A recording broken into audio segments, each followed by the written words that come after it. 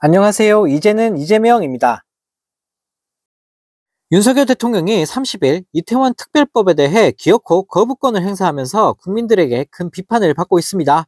대통령 취임 1년 8개월 만에 9번이나 거부권을 날리면서 제대로 나라를 말아먹고 있는데요. 한덕수 총리는 국무회의 모두 발언에서 이태원 특별법에 대해 자칫 명분도 실익도 없이 국가 행정력과 재원을 소모하고 국민의 분열과 불신만 심화시킬 우려가 있다. 이태원 참사로 인한 아픔이 정쟁이나 위헌의 소지를 정당화하는 수단이 될 수는 없다라는 말 같지도 않은 소리를 내뱉으면서 국민들을 열받게 만들었는데요.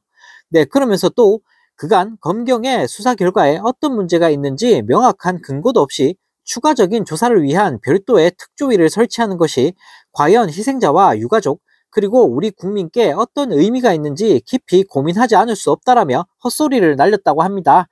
정말 어이가 없습니다. 무조건 거부권 날리면서 대놓고 입법부와 우리 국민을 기만하고 있는 정부인데요. 수많은 국민들이 사망했음에도 제대로 된 사과나 반성조차 없는 윤석열 정부. 나라가 어쩌다 이 지경이 된 건지 정말 기가 찰 따름입니다. 또 다른 소식입니다. 20년 전 일본 군마현에 세워졌던 강제동원 조선인 추도비를 일본이 철거하고 나서면서 우리 국민들을 열받게 만들고 있습니다. 일본 우익단체들이 앞장서서 추도비 철거를 주장했고 이에 일본 최고재판소가 강제 철거 판결을 내렸는데요. 무엇보다 더 화가 나는 건 이에 대해 윤석열 정부의 외교부가 변변한 공식 입장조차 내놓고 있지 않고 있다고 합니다. 해당 추도비는 일제강점기 때 군마현에 끌려와 광산과 군수공장에서 강제 노역에 시달렸다가 희생당했던 약 6천여 명의 조선인들을 위한 목적으로 세웠다고 하는데요. 지난 2004년에 시민단체들이 군마현 의회에 승인을 얻어 이 추도비를 세웠는데 일본 우익단체들이 정치적 목적의 추도비라며 줄곧 철거를 요구했고 재작년 일본 최고재판소가 일본 우익들의 손을 들어줬다고 합니다.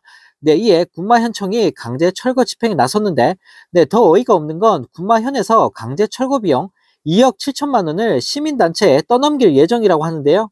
이렇게 일본 최고재판소가 조선인 추도비 강제 철거 판결을 내리고 지자체가 집행에 나선 상황에서 윤석열 정부의 외교부는 일본에 입도 뻥끗 못하고 침묵으로 일관하고 있습니다. 이 때문에 윤석열 정부의 친일 저자세 굴욕 외교 논란은 더욱 뜨거워질 수밖에 없는데요. 한편 이 소식을 접한 네티즌들은 말 안 하는 게 아니라 못하는 거다. 윤석열 정부는 이런 데는 관심이 없다. 이러니 윤석열 정권이 친일 소리를 듣는 거다라는 댓글을 달며 비판했다고 합니다. 나라가 어쩌다 이 지경이 된 걸까요? 정말 대통령 하나 잘못 뽑았다가 국격이 곤두박질 치고 있습니다. 이런 가운데 국진당 정치인들이 김건희 리스크와 관련된 입장을 줄줄이 바꾸고 나서면서 쪽팔리는 모습을 보이고 있습니다. 특히 사과 필요성을 주장했던 일부 의원들마저 국진당 내부에서 거의 사라져 버렸는데요. 윤 대통령과 한동훈 위원장이 두 차례 만남을 가지고 난 뒤 사과를 주장했던 목소리들이 쏙 들어가 버렸는데 윤석열 김건희 앞에서 자존심도 없는 건지 너무나 찌질한 모습을 보이고 있는 국진당인데요.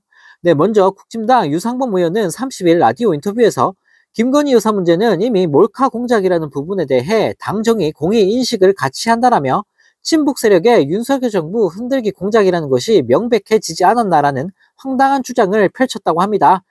또 사과가 필요하다고 보냐는 질문에 유 의원은 사과 요구에 대해서는 반대한다.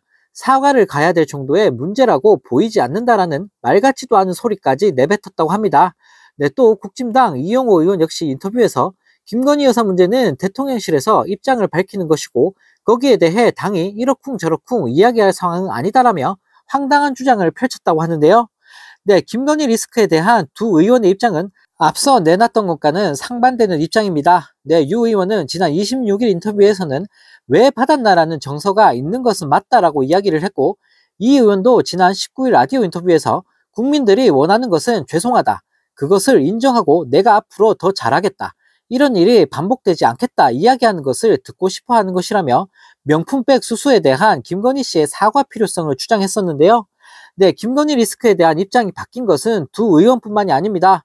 한 비대위원장 역시 지난 18일에는 명품백 수수 사건에 대해 국민들께서 걱정하실 만한 부분이 있다라고 말을 했지만 이후 대통령실의 위원장직 사퇴 요구와 윤 대통령과의 서천시장 회동을 거친 뒤인 지난 25일에는 제가 김건희 씨의 사과를 요구한 적은 없다라는 뻔뻔함을 선보이면서 국민들에게 조롱을 당하고 있는데요.